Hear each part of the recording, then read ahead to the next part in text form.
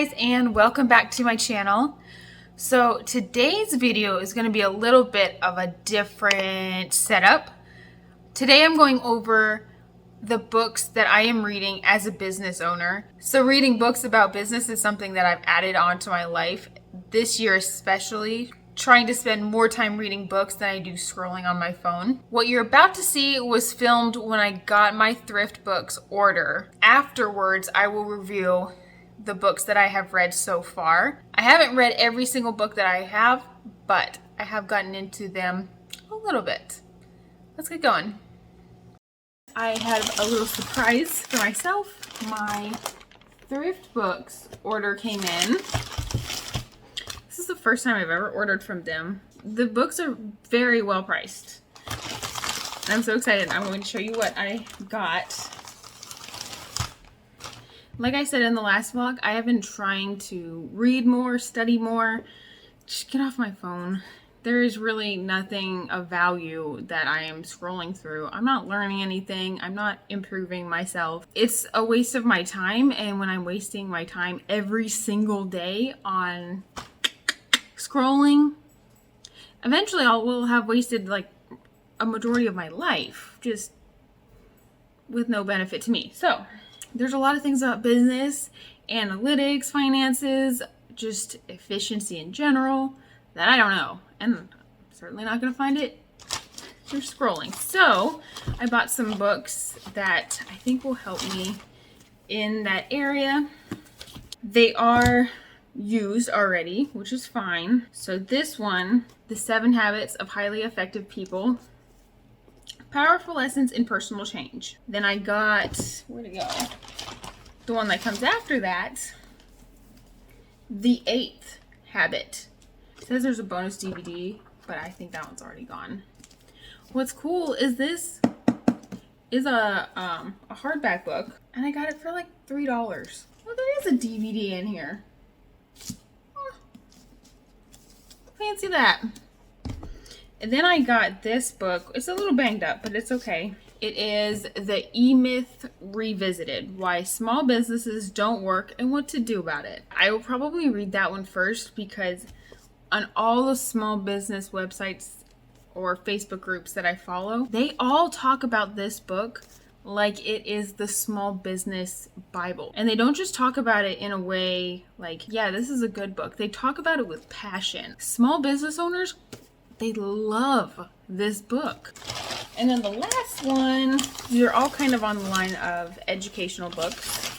Ooh, this one's like brand new. Oh, it's so nice. This one, The Millionaire Mind. It mostly tells you stories about millionaires, who they are and how they got to where they got to where they are. Probably proper grammar, proper English help. So on the back it says surprising answers to questions such as, how do they run their household? What part did luck and school grades play? What are their favorite leisure activities? How do they buy and sell their homes? What are their spouses like and how do they choose them? This one seems very interesting. I might actually read this one second. The cover's a little bit banged up, but inside it looks perfect. No matter what the outside looks like, the inside is still the same. So all of these books, I got 4 of them. 2 of them are hardback, and to get them here, taxes, shipping, everything like that was $17. So $17 for this much information, I'll take it. Okay, future me. So those are the books that I got. These are the ones that I have started so far. This one I have gotten into the most. I've got like a million different tabs on it. If you're a business owner, I highly recommend reading The E-Myth Revisited by Michael Gerber. There's a lot of information in here. This book gives you a completely different perspective on how to look at your business. It teaches you how to look at your business as a product rather than the product that you're creating, which might seem like weird and backwards, but when you read it, you're like, actually, makes a lot of sense. It teaches you how to organize your business like those who have organized and created franchises.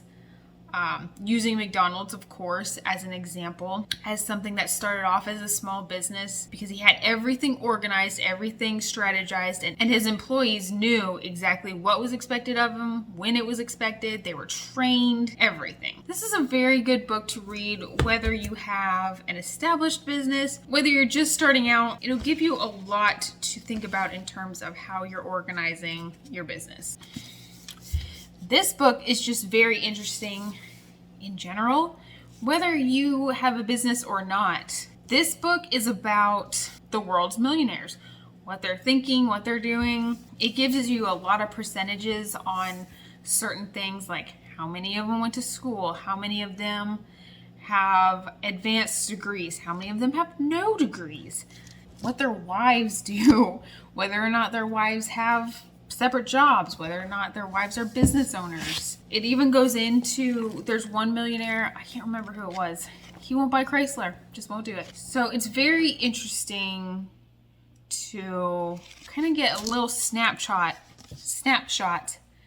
of what millionaires are thinking and what they've done in the past. This gives you an opportunity to pick the millionaire's brain. One thing that has struck me very interesting about these two books, as you've seen, I got them used. Both of them are highlighted or outlined enthusiastically. Yeah, so you can see the person reading this, ignore that one colored nail, the person who's reading this before me, he was very inspired at the very beginning. Up until about page, for this one I think it ended around 75 to 100 pages in. Then all of the highlighting, all of the penmanship, all of the marking, all of the clear inspiration that the former reading was feeling ends. Suddenly the appeal of their phone comes back to them and they set it down, never pick it back up again, and then donate it to Thrift Books, or however Thrift Books gets their books. And that's the end of that. That's the end of that inspiration forever. Or until, like, I don't know, January 1st hits again, and then they decide, I'm gonna be a millionaire this year. They pick up this book, read half of it, lose all their motivation, and then they go back to their normal life again. I can't say for certain, but maybe the most motivating factor of these books so far is the end of the highlighter. It's the end of the reader being inspired to change, being inspired to grow. Once you get further into the book,